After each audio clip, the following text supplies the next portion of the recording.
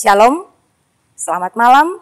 Dari pelataran Gereja Toraja, Jemaat Rantepao, kami menyapa Anda dengan penuh kasih. Kembali kita berjumpa bersama dalam program Lentera Malam, doa, pujian, dan renungan. Kita akan bersama-sama mendengarkan firman Tuhan yang akan dibawakan oleh Ibu Budanita. Untuk itu, mari kita siapkan hati dan pikiran kita untuk mendengarkan firman Tuhan. Tapi sebelum itu, mari kita dengarkan satu kidung pujian.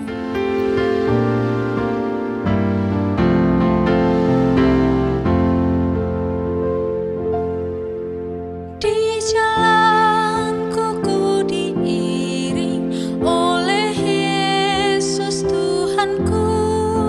Apakah yang kurang lagi jika Dia panduku?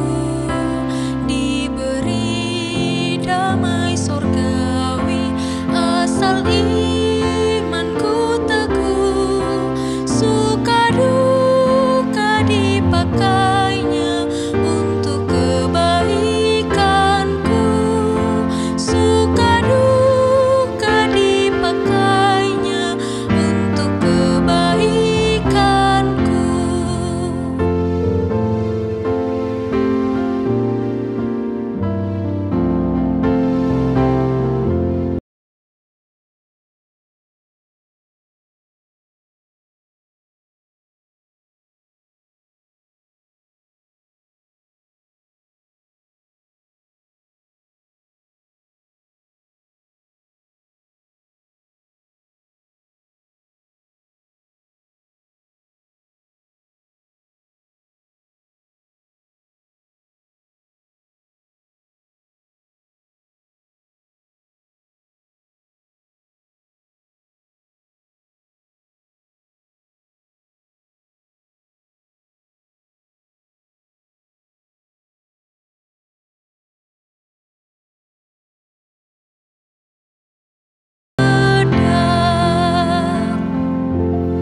Selamat malam para pendengar Lentera Malam yang sungguh Tuhan kasihi.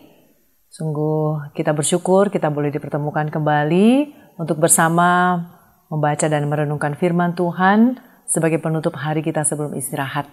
Kita akan belajar tentang perumpamaan Tuhan Yesus melalui budaya orang Yahudi. Sebelum kita membaca dan merenungkan firman, mari kita satu dalam doa. Ya Tuhan, Engkau Allah yang terus-menerus tanpa kenal lelah memelihara kami. Kami bersyukur punya Allah seperti Engkau.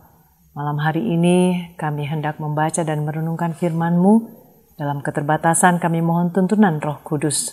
Kuatkanlah kami, demi Yesus Kristus yang telah menebus kami berdoa. Amin. Saudara-saudaraku, firman Tuhan yang akan kita baca malam hari ini terambil dari Markus pasal 10 ayat 17-27. Pada waktu Yesus berangkat untuk meneruskan perjalanannya, datanglah seorang berlari-lari mendapatkan Dia dan sambil bertelut di hadapannya, ia bertanya, "Guru yang baik, apa yang harus kuperbuat untuk memperoleh hidup yang kekal?" Jawab Yesus, "Mengapa kau katakan aku baik? Tak seorang pun yang baik selain daripada Allah saja. Engkau tentu mengetahui segala perintah Allah. Jangan membunuh, jangan berzinah, jangan mencuri, jangan mengucapkan saksi dusta, jangan mengurangi hak orang, hormatilah ayahmu dan ibumu." Lalu kata orang itu kepadanya, "Guru, semuanya itu telah kuturuti sejak masa mudaku." Tetapi Yesus memandang dia dan menaruh kasih kepadanya. Lalu berkata kepadanya, "Hanya satu lagi kekuranganmu. Pergilah, jualah apa yang kau miliki dan berikanlah itu kepada orang-orang miskin. Maka engkau akan beroleh harta di sorga. Kemudian datanglah kemari dan ikutlah aku." Mendengar perkataan itu, ia menjadi kecewa lalu pergi dengan sedih sebab banyak hartanya. Lalu Yesus memandang murid-muridnya di sekelilingnya dan berkata kepada mereka, "Alangkah sukarnya orang yang beruang masuk ke dalam kerajaan Allah." Murid-muridnya tercengang mendengar perkataan itu. Tetapi Yesus menyambung lagi, "Anak-anakku, alangkah sukarnya masuk ke dalam kerajaan Allah. Lebih mudah seekor unta melewati lubang jarum daripada seorang kaya masuk ke dalam kerajaan Allah." Mereka makin gempar dan berkata seorang kepada yang lain, Jika demikian, siapakah yang dapat diselamatkan? Yesus memandang mereka dan berkata, bagi manusia hal ini tidak mungkin, tetapi bukan demikian bagi Allah, sebab segala sesuatu adalah mungkin bagi Allah. Demikian firman Tuhan, sungguh kita berbahagia menjadi pembaca dan yang terus rindu merenungkannya sambil berjuang oleh pertolongan Roh Kudus untuk menjadi pelaku firman. Saudara-saudaraku, beberapa orang mengatakan bahwa orang kaya pasti diberkati atau orang yang diberkati pasti kaya. Rupanya menurut Alkitab, dua-duanya pendapat ini kurang tepat. Bila yang dimaksud kaya adalah dalam hal harta benda.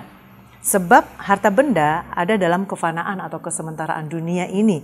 Seperti yang tertulis dalam 2 Petrus 3 ayat 10.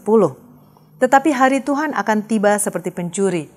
Pada hari itu langit akan lenyap dengan gemuruh yang dahsyat dan unsur-unsur dunia akan hangus dalam nyala api. Dan bumi dan segala yang ada di atasnya akan hilang lenyap. Ya, dunia akan lenyap, nubuatan firman Allah dalam Alkitab. Padahal banyak tokoh Alkitab yang diberkati dengan kelimpahan harta benda seperti Abraham, Ayub, Daud, Salomo, dan perempuan-perempuan yang setia mengiringi dalam pelayanan Yesus. Lalu ada apa dengan orang kaya dalam perikop kita malam ini? Apakah betul sesulit itu orang kaya masuk ke dalam kerajaan Allah? Bahkan mustahil, karena unta yang besar bagaimana bisa masuk ke dalam lubang jarum? Apakah keselamatan ditentukan oleh keadaan ekonomi seseorang? Atau bagaimana?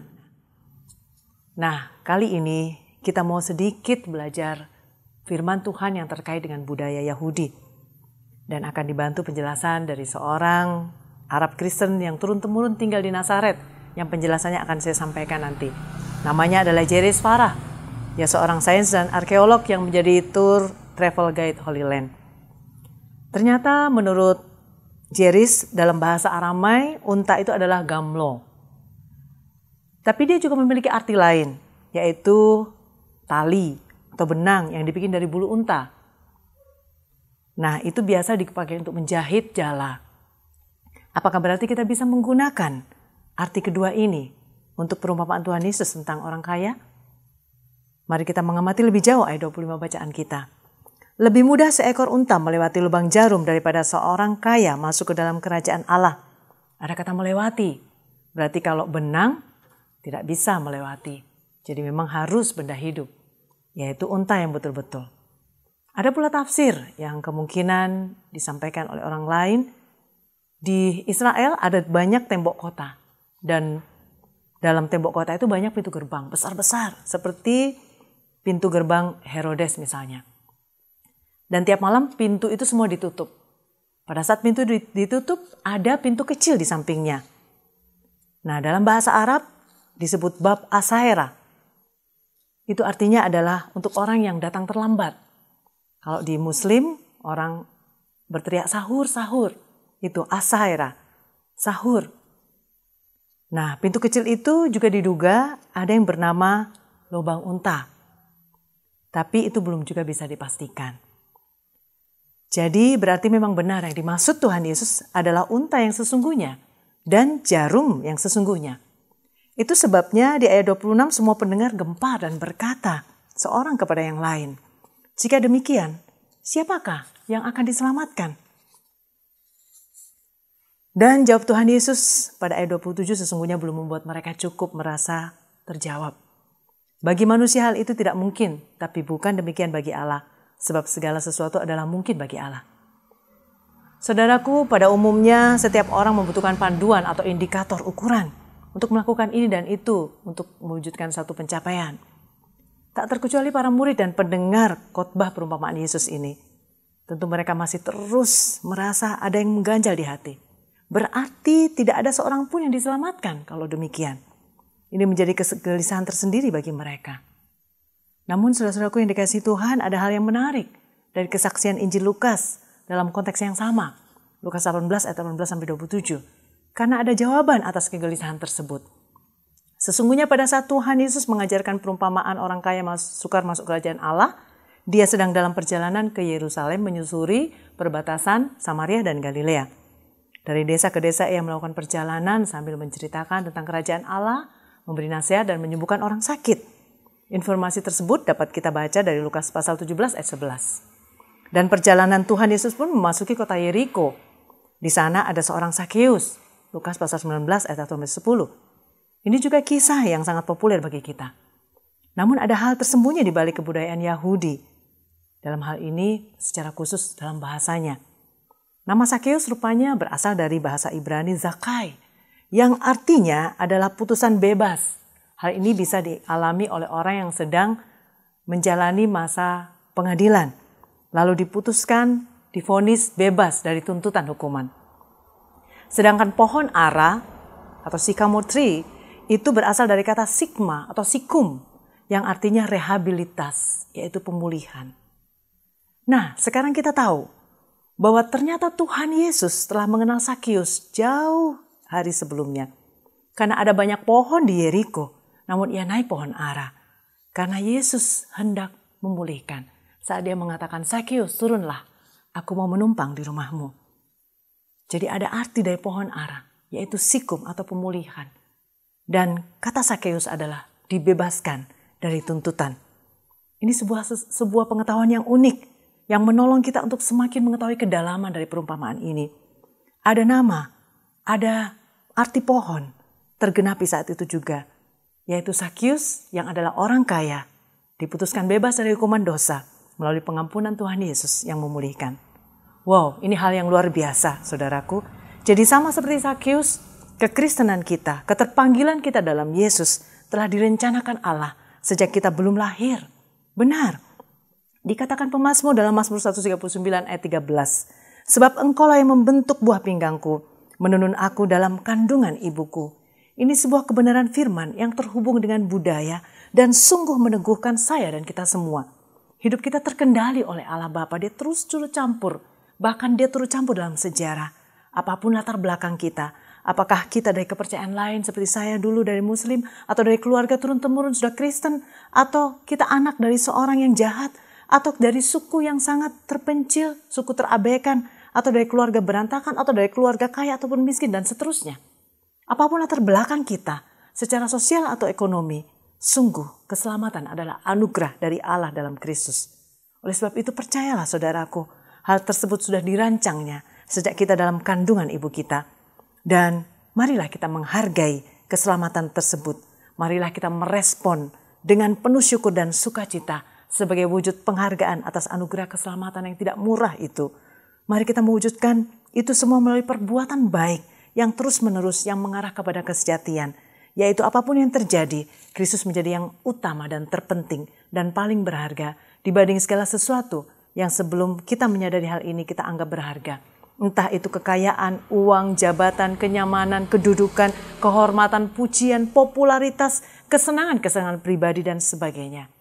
Belajar dari Sakeus yang memberikan harta bendanya kepada orang miskin dan kepada orang yang diperas 4 kali lipat. Sakeus berpaling dari dosanya. Karena memang pada zaman Yesus, orang sangat menderita. Para pemungut cukai memungut 4 bagian setoran. Yang pertama setoran ke kaisar, lalu setoran ke raja lokal, lalu berikutnya setoran ke penguasa, kemudian setoran ke jabatan pemungut cukai. Jadi itu bisa di mark up sampai 4 kali oleh para pemungut cukai sehingga dia kaya. Itu sebabnya sangat banyak orang miskin dan menderita pada penjajahan Romawi. Dan Sakeus mau meninggalkan dosanya dengan mengembalikan semua yang pernah diperasnya 4 kali lipat sesuai dengan yang sudah dilakukannya selama menjadi pemungut cukai. Hartanya tidak lagi menjadi zona nyaman baginya, melainkan kesempatan diselamatkan dan menjadi anak Abraham, anak perjanjian yang dianugerahkan Yesus kepadanya lebih berharga daripada harta bendanya. Dengan demikian terjawablah sudah apa yang mengganjal di hati dan pikiran pendengar perumpamaan orang kaya sukar masuk kerajaan Allah, sebab mereka fokus pada onta yang besar dan lubang jarum yang kecil. Dengan anugerah Allah dalam Yesus Kristus, orang kaya pun diselamatkan. Bagi manusia hal ini tidak mungkin, tetapi bagi Allah segala sesuatu mungkin. Saudaraku, bila untuk kerajaan Allah keselamatan kekal yang demikian sulit diusahakan manusia akibat dosa-dosanya, telah dirancang Yesus, bahkan telah dikaruniakan bagi kita sekalian. Ketika kita percaya dan menerima dia secara pribadi, maka layaklah kita menyatakan, apakah yang kurang lagi jika Yesus panduku? Dialah sumber damai sejahtera yang melampaui segala akal. percayakanlah hidup kita pada jaminan keselamatannya. Jangan fokus pada onta, jangan fokus pada kesulitan-kesulitan, fokuslah kepada Allah dalam Kristus yang sanggup dan menyanggupkan kita untuk melakukan karya-karya besarnya. Terpujilah nama Tuhan. Amin.